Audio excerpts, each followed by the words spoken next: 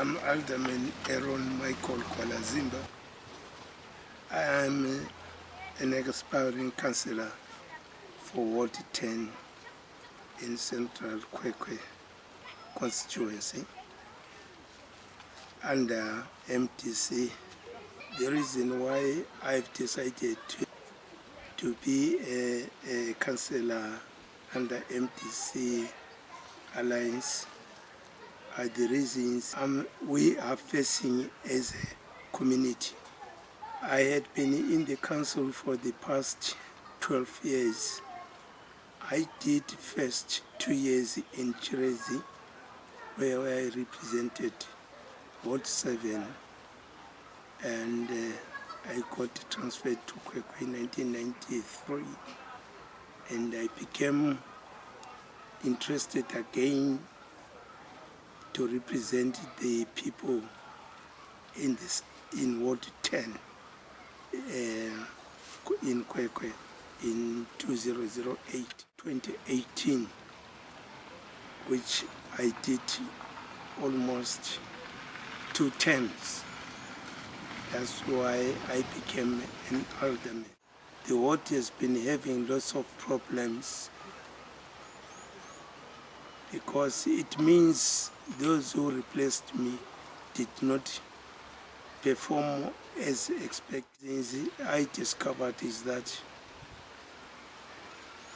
there wasn't any proper service delivery. And when we talk about service delivery, it covers quite a range of things which are supposed to be covered, like roads, water, street lights, human resources, operations of the council, procurements of things. Some of these things are no longer done properly, of which we expect that things are not being done properly, and I need to have something which is like accountability and the transparency. We feel if we contribute enough, there will be attended each, like the roads, they could be attended at any cost, at any time they could be attended, and there should be an improvement on water supply, and the cleaning of side roads could be done immediately. If you look at all the infrastructure, some of them are not being attended at all. They are being ignored. You could see some of these areas, they don't need a long-term plan, they need a short-term plan. As soon as you get into the office, that's the first thing. Try to enforce and put those things in place so that the implementation is done immediately. The role of a councillor, as it is to represent the community by protecting their interests in the council and make sure that whatever is raised again in the council, they get a feedback on monthly basis or after 3 months, they get a feedback so that they know where they are coming from, and they must know where we are going, and they should know the objectives of the council. They must know, in fact, everything which is raised in the council, whether there is a resolution, whatever is being done, and the vision of the council must be known by the community. That's what we should do. I could add to that is that these people should come together and form one thing. Either they go back they go for 2023 as an alliance, because I'm not seeing them winning the election if they remain where they are. Because if you are united, you can achieve all the objectives you want to accomplish. So without that unity, I'm seeing again we are going to witness the same thing. If I were the one in power of MDC or TCC, I would urge everybody to come together and form a good formidable party and move forward and challenge the other parties as they are. But there are so many opposition parties, but we need all those parties to come together for one purpose of achieving one goal. Without that, I'm seeing none of us will remove the current government there. Everything is possible. If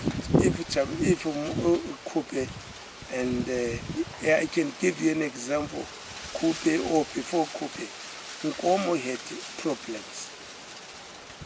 Nkomo had problems. He lost thousands of people because of misunderstanding between Zanu-PF and ZAP. But there was a dialogue which paved the unity accord, where ZAP and ZANU came together. And from there,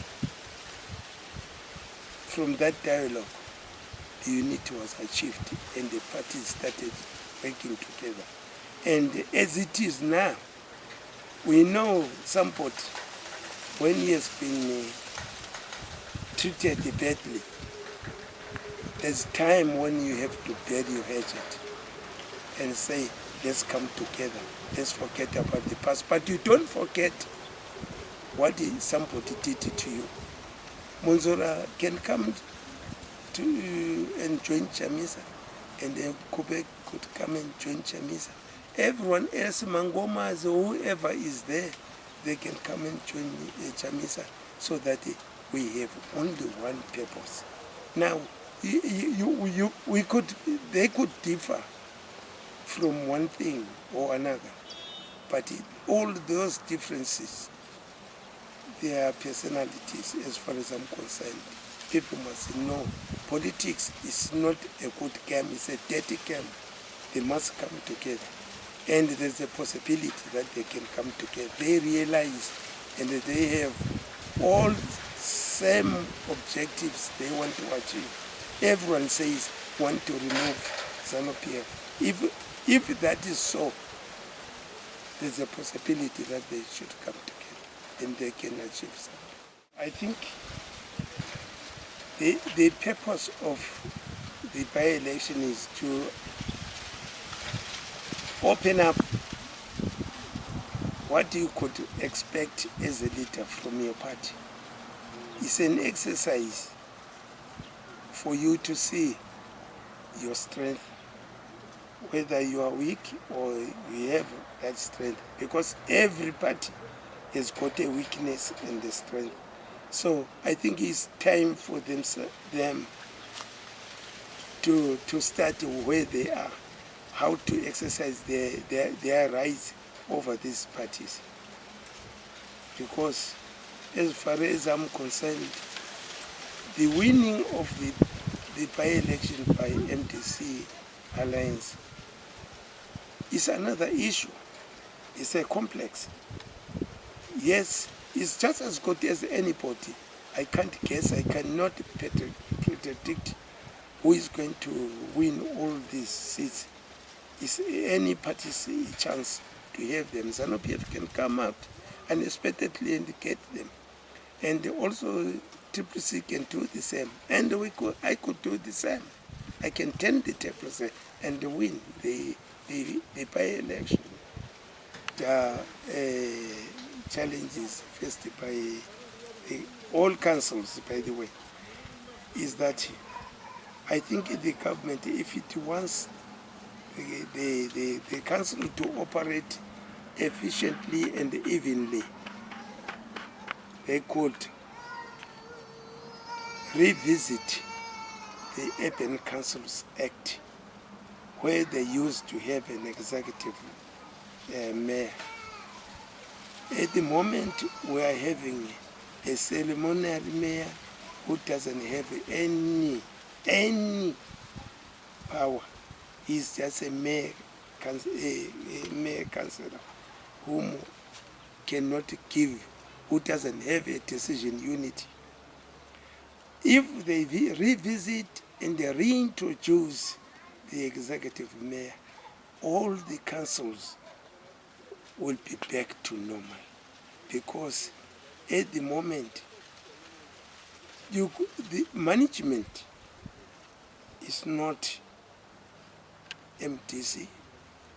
Management, I can say most of the councils management is Zanu-PF, and they will just come there and they want you to do what they want you to do, because you, first of all, your mayor has been weakened, who spends more than 10 years in one council because he is there to build his own empire. And after 20 years of service, that person, like as we are witnessing here, he has got so many things of which you cannot recover those things from him. And that it must be paid to the people, everybody, and including councillors, that people own these cities. They own the property. Everything which is here is owned by the people. And we must thank people by being patient.